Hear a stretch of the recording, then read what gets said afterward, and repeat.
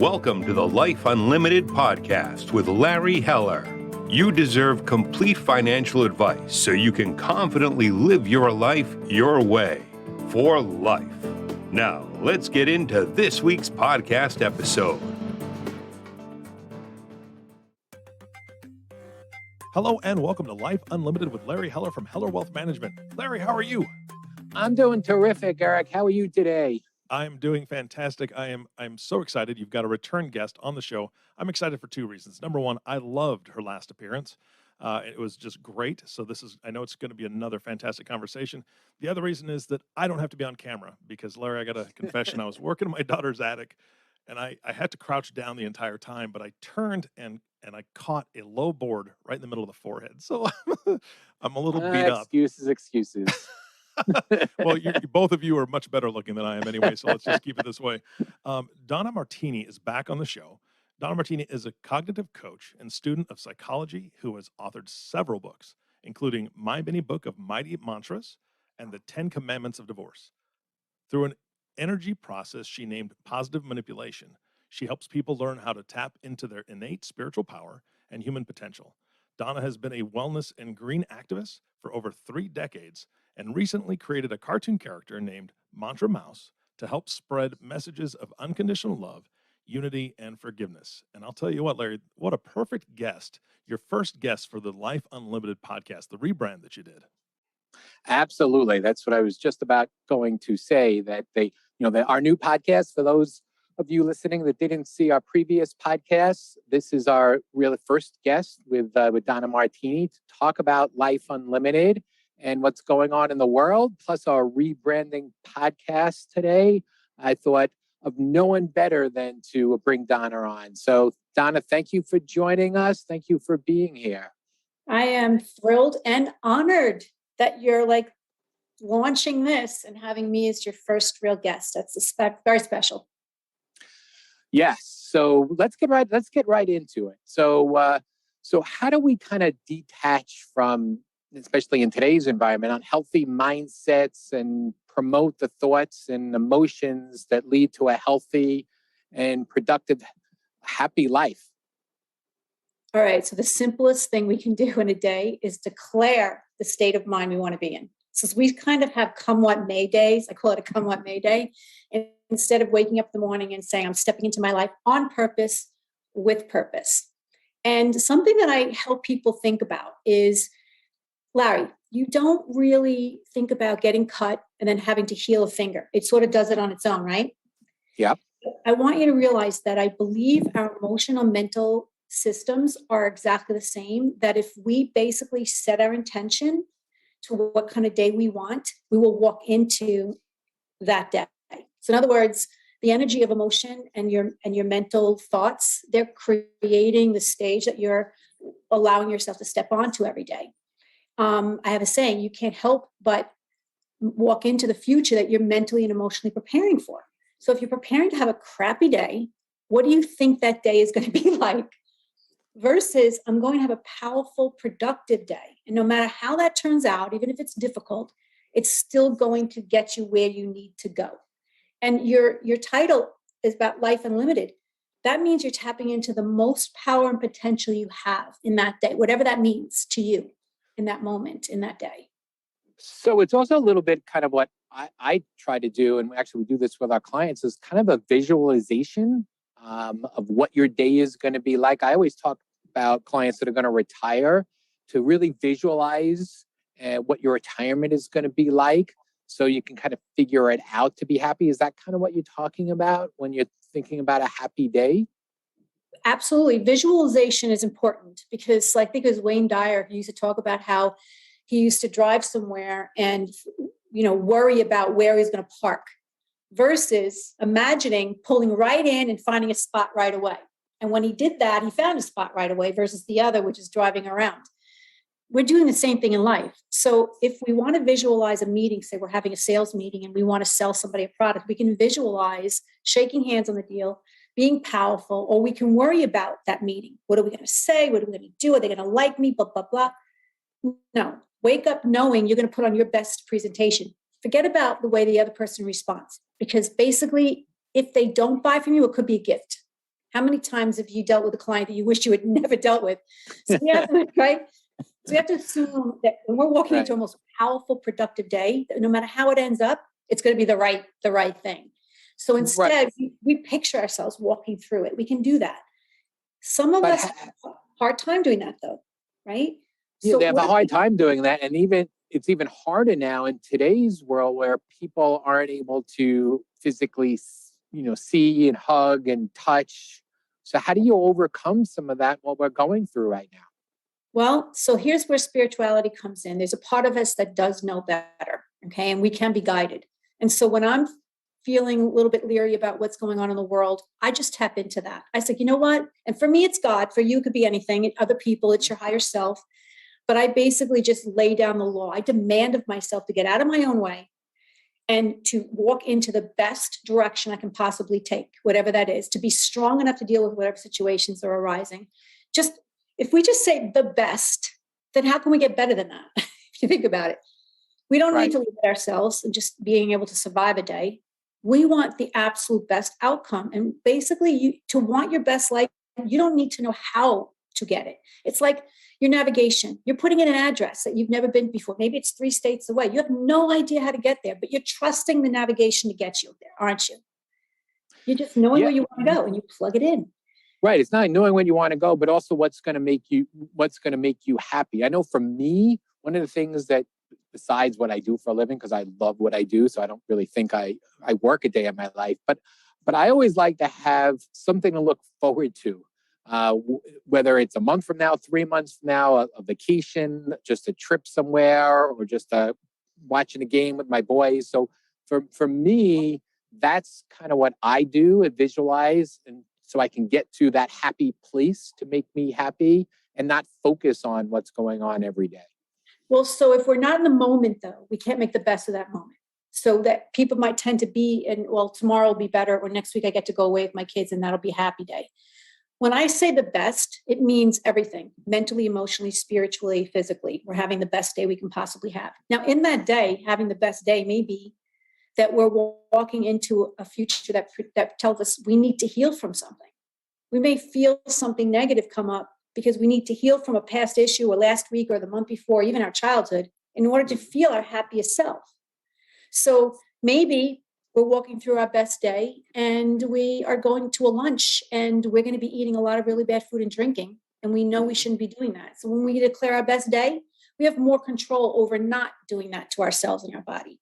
So there's lots and lots of different little nuances to staying present and mindful in the moment and being happy with literally living life, breathing deeply, doing the best we can for ourselves, connecting with as many people as we can, maybe being present and open to helping someone, because that's the ultimate. Have you ever felt better than when you're helping someone? I know for me. No, I mean, and that's what I hope, that's what I do for my living. So helping people is definitely what we do. So a friend of mine has this idea, and she did it, and then she got away from it, thinking about going back to it. I want to get your thoughts about that. Just writing down every day one thing that you're grateful for. What are your thoughts about that?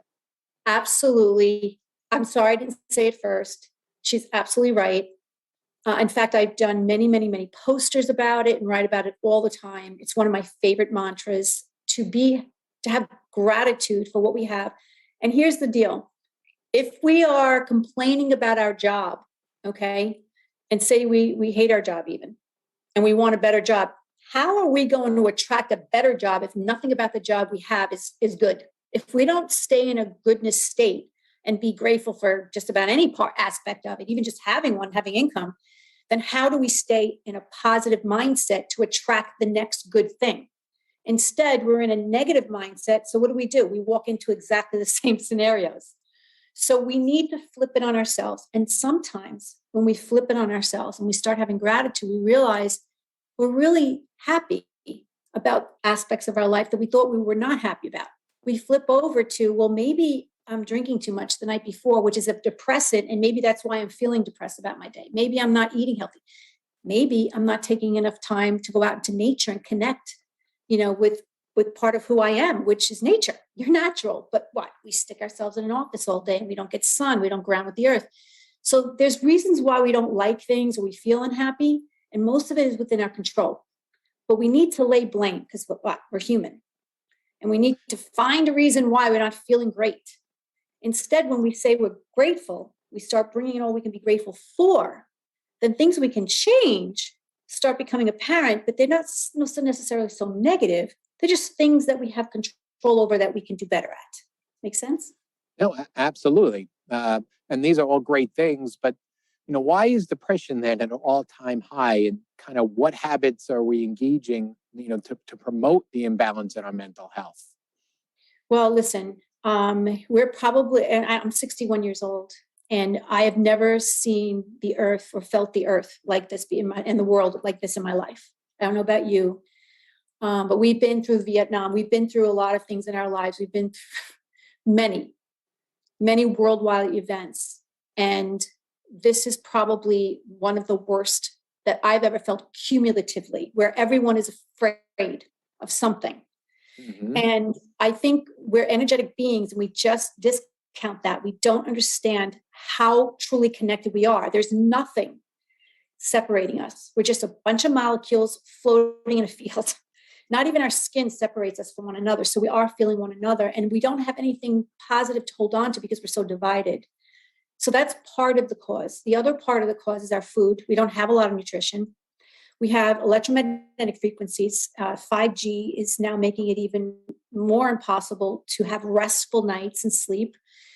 Think about this. Your brain and your heart connect through electromagnetic frequencies. You connect with the earth through electromagnetic frequencies. And now all of a sudden, there's man-made ones interfering with that.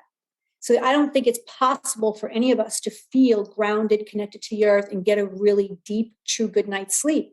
Without that, none of us can be healthy. We can't find happiness. We biochemically, it's almost impossible. So when you start adding that in, and then people self-medicate because they're not getting a good night's sleep and not connecting, and they're trying to deal with everybody else's energy. So now we have substance to add on to that, and blah, blah, blah. I can go on an entire podcast just on that.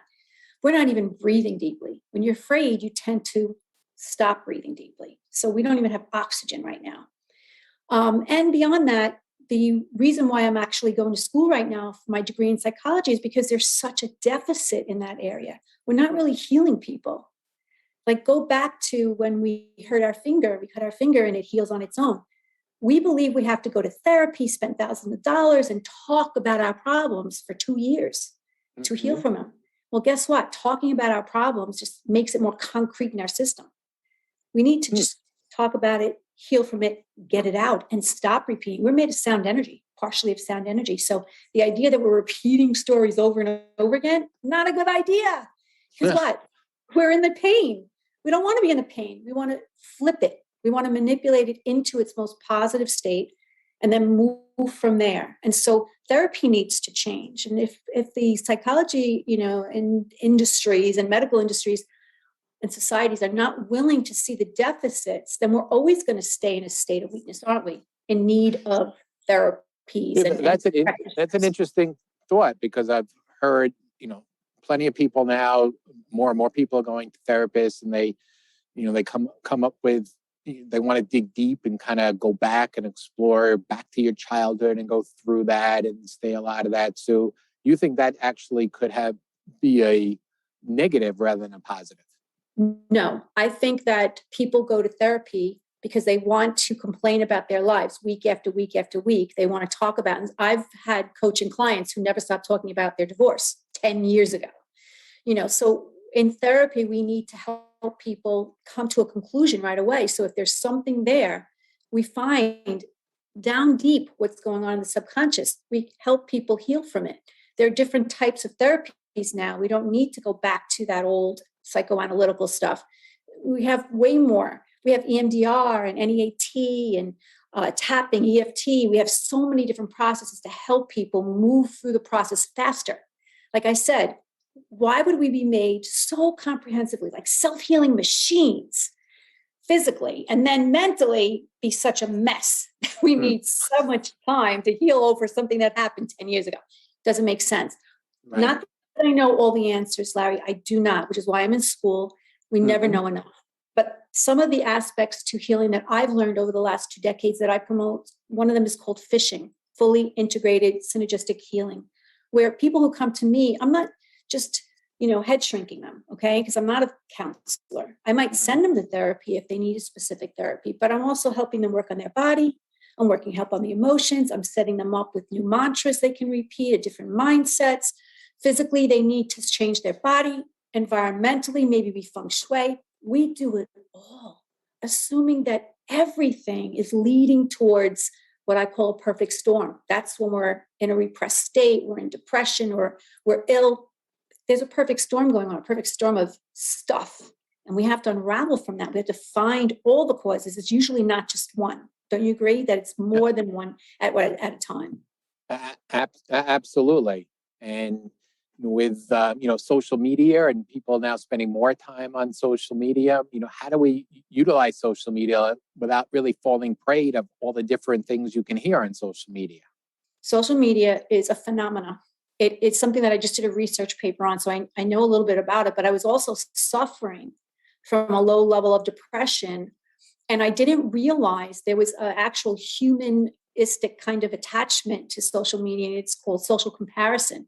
So part of this, we cannot help but compare ourselves to others. Do you remember when we were kids, it talked about comparing ourselves to our neighbors, the Joneses? Yes. You don't compare yourself to the Joneses. Yeah. Well, we used to have a neighbor, maybe we compare ourselves to classmates, co-workers, or relatives.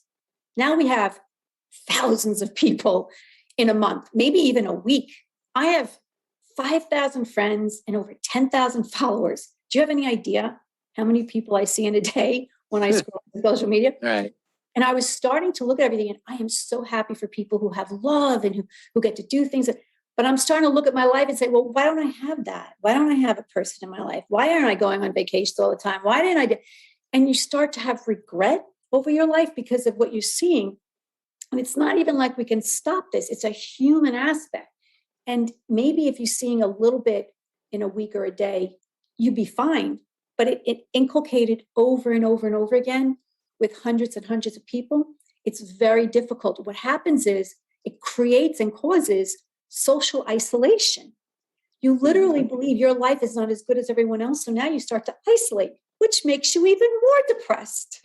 So it's this ongoing cycle. And now we know the research is showing this. Unfortunately, the research showed this 15 years ago. We still move forward with computer use, which is really going against the family, and most especially our young people who are now committing suicide faster than we can even count. Yeah. By 2025, suicide might be the number one cause of death. And that's according to the World Health Organization. So it's terrifying the direction we're going in here. So to offset that, though, what's really good is we can just stop going on so much. Just being aware of the stress it's causing all the depression can help us unwind from it.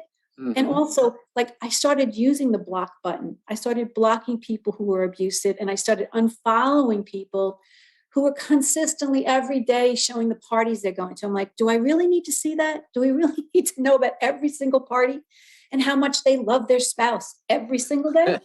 So, just limit it, because it's kind of ridiculous. And some of it is not even genuine, that. And we don't want to fault anyone, but do we have to be subjected to it? Do we need to subject ourselves? No, we can limit it, and we can be more real about it. We can understand the process and sort of pull away from so much of the negative news and blah, blah, blah. And I found too that we basically in 5 minutes can get all of the news we need in headings in 5 minutes in a day. Do you agree?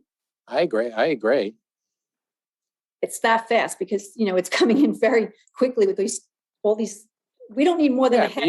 You can do that. I mean, I just read the New York Times. It's got a little summary every morning, and you can just scroll down, and within 20 minutes, if you really want to dig deep, you can go into one of the articles, but you can really figure out what's going on really quickly from there. Let's just change gears a little bit and talk about a little bit some of the things we can do. What's going on, with the pandemic and social media that may have caused some depression, or maybe you were recently divorced.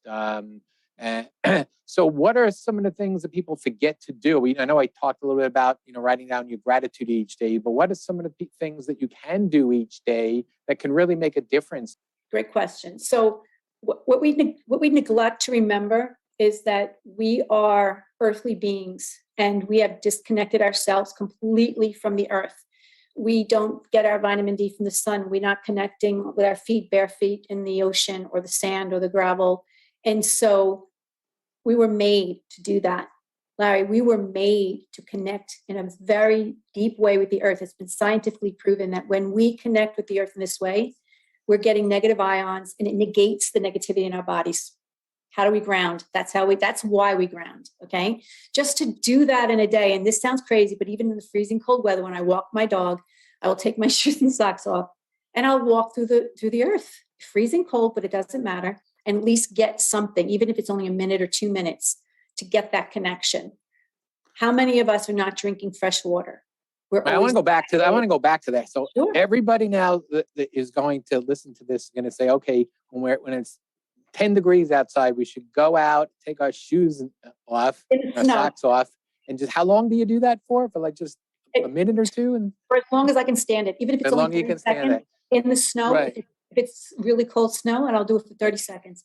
So if you do that after watching this podcast, shoot me an email and let me know what you thought and see how that has improved you. I'm going to try that, Donna.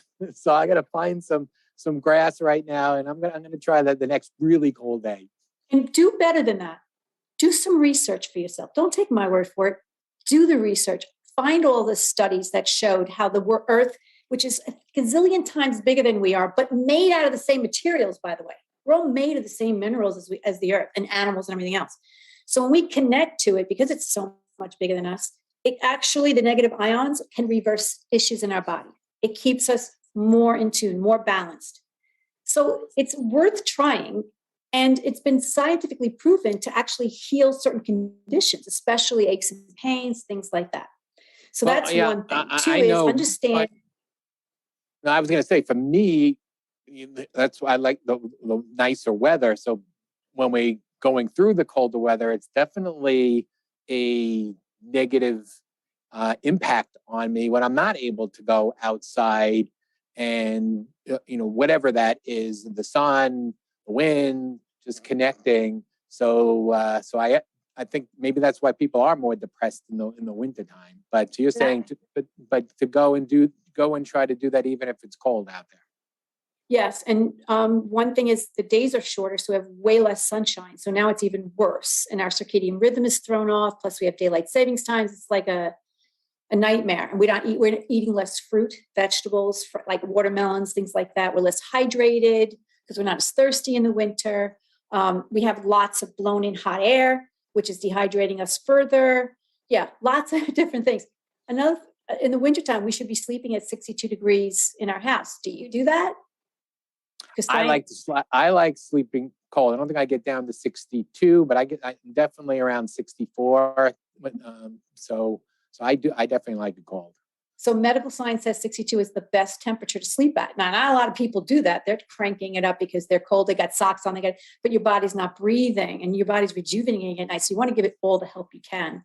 You want to drink before you go to bed too, because your body, when you wake up cranky and your body's all sore and stiff, it's basically because it has no water in its joints. So if you drink some, I know you have to go to the bathroom, whatever. I tell people, just get over it, go to the bathroom. You'll go back to sleep. But having that fluid will help regenerate. Okay. Right. And also getting enough sleep. Yeah. It will help you sleep because in a dehydrated state, our brain doesn't shut off. You ever have those nights where it's just, there's a tape recorder going on. It's like, it will not shut up. It's like a radio station up there. Basically, there's dehydration potentially going on. Also, keep your phone away from you. Turn it off if you can, or keep it 10 feet away from your head. Turn off your Wi-Fi in the house. I have a remote control on my Wi-Fi. Turn it all off. Get yourselves and your kids sleeping nice and peaceful without any man-made garbage going on around you. And I put on the do not disturb to make sure that nothing can interrupt me until the next morning. So welcome, but I turn off the whole Wi-Fi. I turn off the router. Oh, you turn off the router. So if you can, if you want to. Yeah, so I do leave it on, but I've told my kids believe it or not, even if it's on, if you call back twice, it'll go through for the emergency purposes. Oh, that's But good. other than that, if someone goes right into voicemail, or the text won't even beep until the next morning. So I think that's what I do, but I'm not going as far as turning off the router. So Donna, this has been great. So any final thoughts about kind of what we can do to improve ourselves, and what you said in the beginning, and taking control of your daily visions or your daily thoughts to be happier? Remember that everything you tell yourself is creating an energy inside and outside of yourself. Everything you say, everything you think, everything you feel is generating some kind of energy. We know this is science. It's not Donna Martini telling you. Donna Martini is reporting on it. Okay. And I did know about it before science did, because it was common sense. It felt that way. It felt like we were creating a kind of energy. Now we know it to be true. So think about what you want to promote. Do you want to step into a beautiful day? Do you want to love? Do you want to create more prosperity and more help for the people? Or do you want to kind of be worried, afraid, and, angry all the time? So we flip that on ourselves, and we flip our future, because we're walking into every minute. It's not like the future is just unfolding. We're literally walking into it, whether you know it or not, right? Right? Absolutely. Yeah, to So want that best of ourselves is really where we need to be. And if we ask for our best day, and our days feel quote unquote negative or bad, then address that, because those might be issues that are overall issues precluding you from living a more complete, fulfilled, actualized life. So even asking for the best could mean uncovering the worst, so we can heal from it and move on. All right. So Donna, I always love talking to you. Go on for hours about this. If anyone wants to talk to Donna more, she can be reached at donna@donnamartini.com, or you can learn more at mantramouse.com. Yep. And go ahead. Where can mantramouse.com. She has the book This there. You is can order my mini book of mighty mantras. Yep. And Or you select could just one join for me each. on Facebook. You can join me on Facebook, and every day I share a message, a mantra. We could be on the same page together. So, Right. All right. And follow you where? They can follow Facebook. Facebook. Okay. Yeah, that's the easiest place. I'm on there, and we have many, many people. We join together, and we're kind of like saying the same mantra each day together. And the more people we have, the more energy we're creating. And it affects way beyond just ourselves. We know that Right. one person can affect 100 people. So let's just do it. Let's give it our best. Absolutely. And, everyone goes through certain downtimes. So it's real important to have some help, and to be able to be positive, and to live your life unlimited is what I say. So thanks again, Donna. I appreciate the time. Thank you so much for having me. Well, I was taking notes feverishly. Donna, thank you so much. I love what you said. The barefoot thing, I do that all the time. In the snow or ice, it's just the way I'm built. I like the cold. I'm okay with that. But I'll run out to the mailbox, or I'll go out to the backyard. I have no problem getting my feet in the snow. I love the drink more water before bedtime thing, because that's when I spend my most, about 2.5 hours just sitting there thinking about things, or grinding on things. As business owners, I know Larry has done this as well. We stay up at night thinking about stuff and what we're going to do. So, but I didn't think about the water part of it. That's a great tip. And then 62 degrees. That's the last thing I'm going to say, because I'm going to make my wife listen to this podcast. 'Cause I would have it at 62. She's a 68 to 69 degree person. I'm like, oh, it's just too hot. But anyway, we'll see if we can work on that. But thank you so much for coming on the podcast and giving us all that information. Larry, of course, thank you so much for bringing her back as a guest. This was fantastic. And our last thank you always goes to you, the listening audience. Thank you so much for tuning in and listening to the Life Unlimited podcast with Larry Heller. If you have not subscribed to the podcast yet, please click the subscribe now button below. This way, when Larry comes out with a new podcast, it'll show up directly on your listening device. This makes it really easy to share these podcasts with your friends and family. Again, thank you for listening today. For everyone at Heller Wealth Management, this is Eric Johnson reminding you to live your best day every day. And we'll see you next time.